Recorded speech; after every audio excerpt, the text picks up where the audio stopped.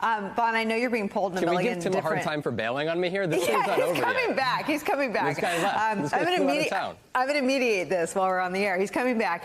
But jump in on this on any part you want, either with where the vote stands or sort of the state of Kari Lake's disinformation as she stands still a very, very decent chance. She's very much still in this. Right. When Tim was actually here at the tabulation center with me yesterday, I know that he could feel the tension that was in the room. And largely that was because, you have the likes of Chairman Bill Gates, you have Recorder Richard here. These are the elections folks here who have overseen these elections, fair, accurate ones, not only in 2020, but now here. They have been at the center of threats. They have been at the center of harassment.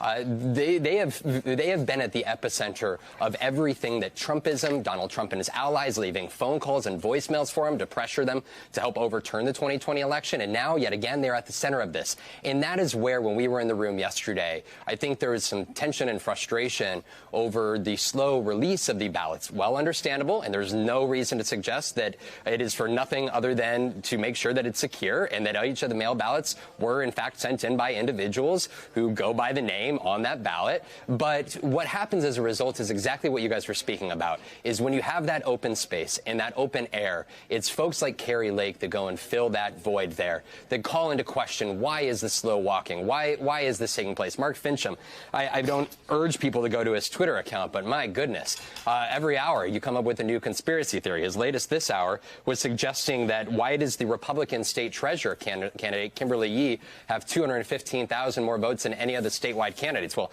I can tell you, as somebody who has been covering Kimberly Yee for years, she's walked much more of a straight line Doug Ducey type conservative role here, and it wouldn't surprise most folks who have covered here politics. But for Mark Fincham, he goes and tells his hundreds of thousands of followers who are following him on whether it be Twitter or far right elements of the internet that there's a conspiracy and that the folks here behind me who are simply going and adjudicating and making sure that these ballots are legitimate, and this nice woman here who is putting in the ballots into the tabulation machine, are some part of a conspiracy. And there is nothing to suggest that. And that is where the hope is at some point here that we are able to close that void there, because in the meanwhile, it's these folks who are creating these conspiracy theories as we speak.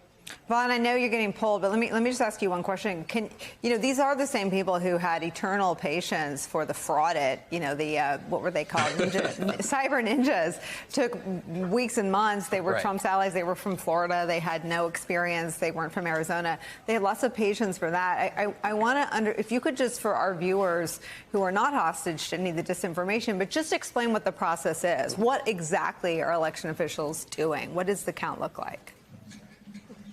Yeah, also, to give you an idea here, it was this last state legislature that came within one vote of arresting the Maricopa County Board of Supervisors because they refused to turn over the ballots to the gang that was completing that so-called audit here. But the process that is underway here, number one, there's signature verification process. So all these mail ballots, especially that was 290,000 that were dropped off in person, they are going and comparing the signatures on the envelopes of the individuals those voters who signed those envelopes. They are then going against whether it be the DMV database, whatever signature they have on file, to confirm that that signature matches the one that is within the state records here. You've also got the adjudication board, these folks here. You've got a Republican and Democrat. So if there is something wrong, there's a fold in the ballot, a spill, ink that goes outside of the lines, a Republican and a Democrat are going ballot by ballot to go and confirm that these ballots are legitimate and what the intent was. There's also the curing process. There are thousands of ballots that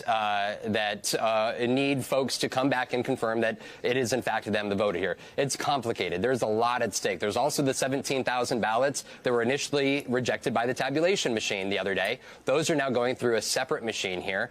This, again, there is no evidence, and to be clear, Kari Lake has not suggested any specific evidence of fraud. And so from our standpoint here right now, yes, it's a frustrating process, but it's one that ultimately, come whether it be tonight or tomorrow, we should have the results based off of the trends that some of these ballots will indicate to us. Vaughn Hilliard, do me one last favor. If anything changes or if you see anything else, just wave and come on back. We'll be here for a little bit longer. Thank you so much for being there and for being our eyes and ears and all your reporting. Thank you so much. Tim, let me come back to you real quickly because and it sounds like your presence is best. I can stay out of that between you and Vaughn. But just kind of go a little deeper for me on Arizona. Yeah, Vaughn wasn't in a bolo tie when I was with him yesterday. Maybe he felt like he needed to toughen up a little bit without his bodyguard next to him. I'm not much of a bodyguard, but two's still better than one. Look, here's the thing: I'm a little less optimistic than Vaughn. That we're actually going to know in the next day or two. I just think it just depends on how much of these ballots come out. Like he said, there are 290,000. It's been 60,000 a day. So we'll see. I think it could even go into early next week. But what we have a sense of politically, I know NBC isn't calling this, but you would really, really much rather be Mark Kelly and Adrian Fontes in the Secretary of State race than Blake Masters and Mark Fincham.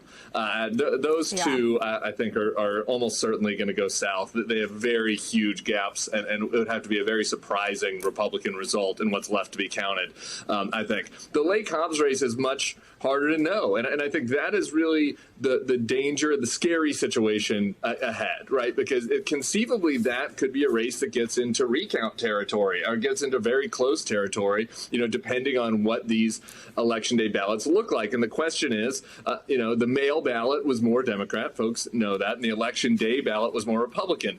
What they have left to count, as Vaughn said, are the people that got a mail ballot, but then walked it in and dropped it in a drop box on election day.